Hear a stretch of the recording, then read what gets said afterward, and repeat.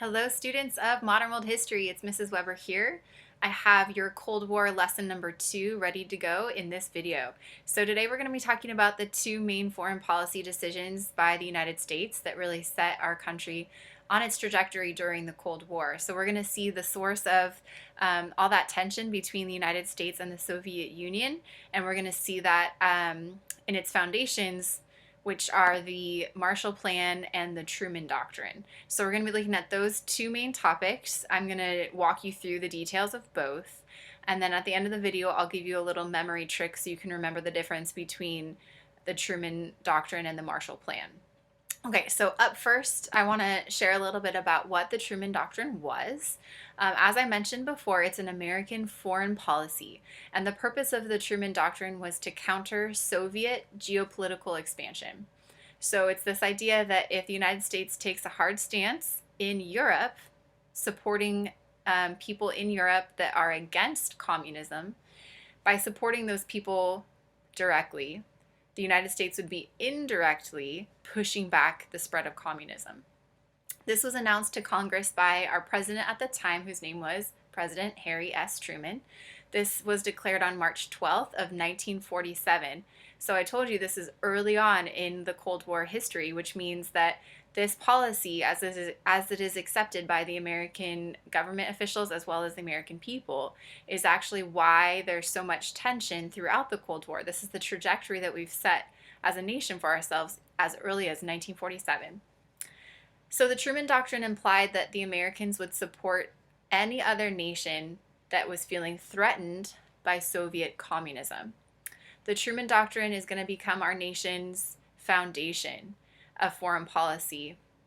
In fact, in 1949, when the United States formed, along with other nations, NATO, an organization that is a military alliance still in play today, that's actually a decision that was made by our nation based on the acceptance of the Truman Doctrine. So I would argue our country would not have been a part of NATO if it weren't for having already adopted the Truman Doctrine. That's how important this doctrine was. Remember that, I don't know if we've talked about this actually, so maybe you don't remember, but the word doctrine means teaching. So it's a way of viewing the world. So it's this philosophy or a worldview that the United States, under the leadership of President Truman, wanted to stop the spread of communism by standing with any people that is feeling threatened by the spread of communism, specifically Soviet Union communism. So Truman told Congress, and this is a direct quote, "It must be the policy of the United States to support free peoples who are resisting attempted subjugation by armed minorities or by outside pressures." Truman believed that because totalitarian regimes coerce free people, they automatically represent a threat to international peace and stability, which means they actually threaten the United States. Truman made the plea in the midst of something happening in Greece, the Greek Civil War. That's a war that lasted from 1946 to 49. He argued that in that situation, if the United States did not give assistance to both Greece and Turkey, one or both would inevitably fall to communism, and then the entire international community would deal with grave consequences, not just in that region, but around the world. And so the Truman Doctrine helped prevent the spread of communism to weaker European countries. Remember, this is after World War II, so many of these nations were devastated and are recovering. And so it's this idea that Truman, by sending aid to certain European nations, could contain the spread of communism. Meanwhile, that also adds to the tension between the United States and the Soviet Union. It's just proof that the world was becoming more and more divided. So this leads us to our second point. We just covered the Truman Doctrine. Now we're going to move on to the Marshall Plan. The Marshall Plan is also known as the European Recovery Program. This is a U.S. program that provided aid to Western Europe following all the devastation that they were dealing with after World War II. This was enacted in 1948, and here's how much money the United States spent: $15 billion.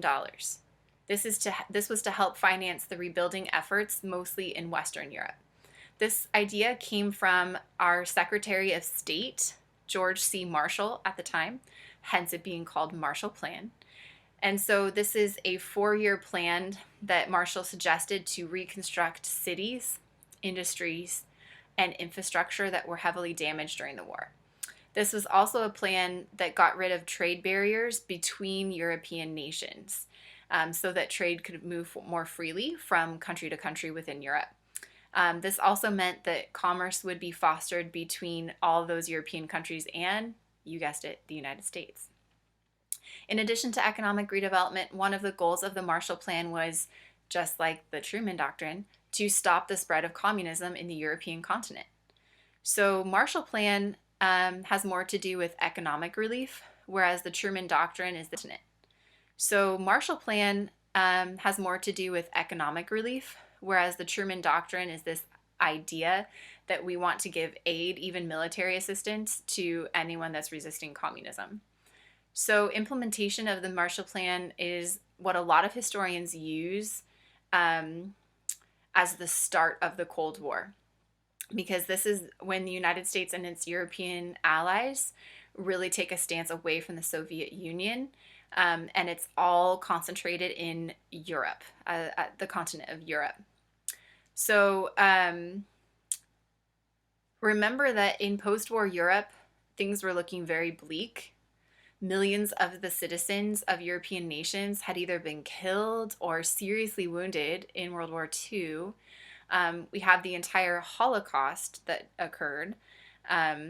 So people, after being liberated from concentration camps, if they survived, are trying to make their way either back to their original home or to find a new home to cope with this new reality. Many cities, including some leading industrial and cultural centers of Europe, places in Great Britain, France, and Germany, they'd been destroyed during World War II. Think of all the bombings that we talked about. And then you also have to remember that World War I wasn't even that long ago either, and there was devastation that had still not been fully recovered from that first Great War. So we've got a really loaded century of conflict and destruction in this particular continent. So Marshall, who was our Secretary of State at the time, received a lot of reports about this region in Europe where there were places in Europe on the brink of famine after World War II because agricultural and other food production had been so disrupted by the fighting. And it isn't even just interruptions from things like the scorched earth policy that we talked about with Stalin's Red Army when they were fleeing from the Nazi aggression. It's just plain old war has intensive environmental damage. And so in addition to human lives lost, the environmental destruction was enormous, and many regions were having trouble coming back with food production after World War II. And so hence many regions feeling like they were on the brink of starvation and famine. And so Marshall gets these reports, and then he also gets reports that the region's transportation infrastructure, things like railroads, roads, bridges, ports, all the ways you can get around, not just humans, but goods, those infrastructures had been completely damaged in some locations, if not extensively damaged in others during airstrikes. And so it could be argued that the only world power that was not affected as far as their infrastructure is concerned, let me rephrase that. The only nation that was involved in World War II whose infrastructure survived World War II, you could argue, is the United States.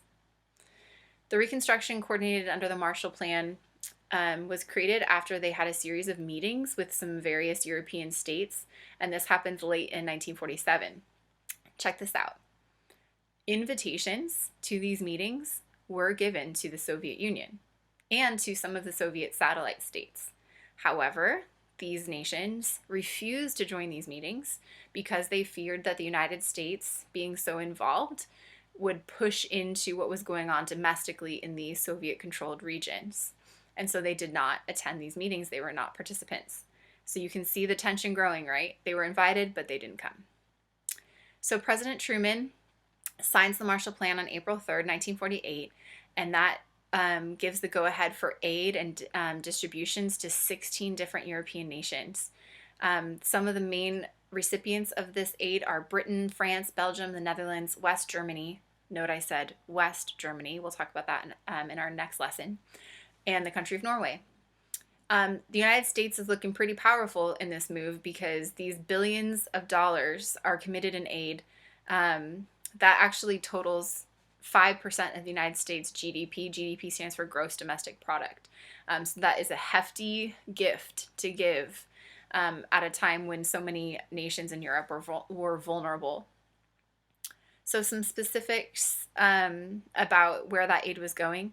Not all the European nations that received aid from the United States because of the Marshall Plan received the same amount of aid. It was actually on a per capita basis, so it has to do with the country's population, but there are other factors too that led to some inequity in distribution of aid. Nations such as Italy, remember Italy's like flip-flopping during World War II, kind of funky stuff going on.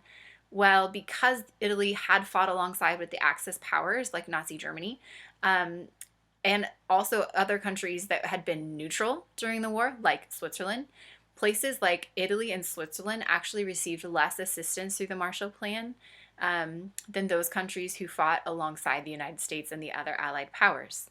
The only exception to this is West Germany. Though all of Germany was damaged significantly through World War II for obvious reasons, it was West Germany that the United States really had their eye on to grant economic stability. Because West Germany was occupied by Allied forces.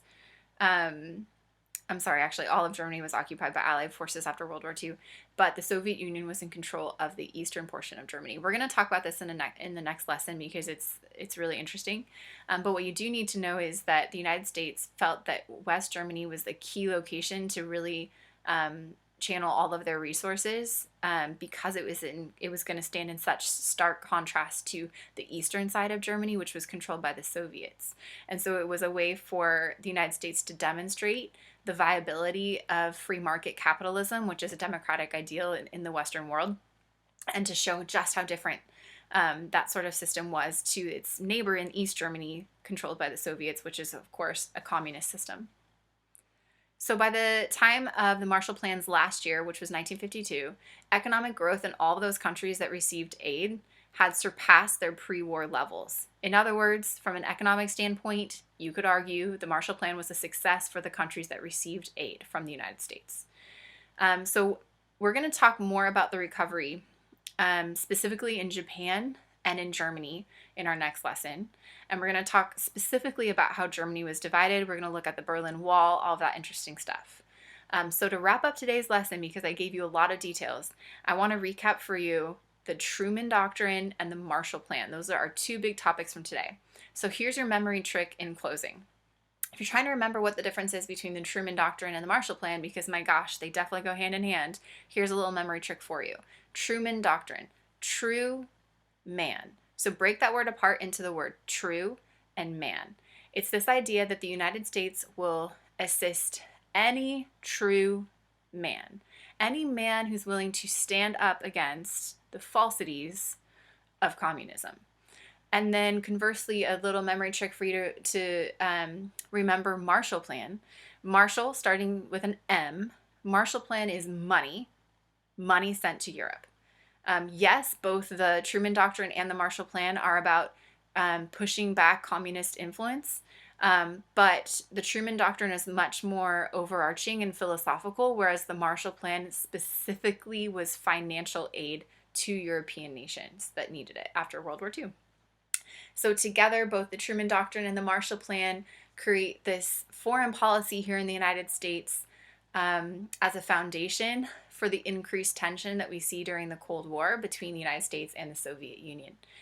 So that's it for today. Please look at my email and lesson plan for today so that you know how to respond to this video, because I know there is a lot of information.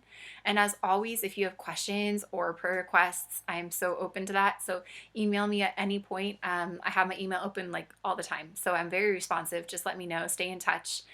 Stay safe, wash your hands, try to take a walk if you can, get some fresh air. It's so gorgeous out, especially now that it's not raining. So I love you guys, and I'll talk to you very soon. Okay, goodbye.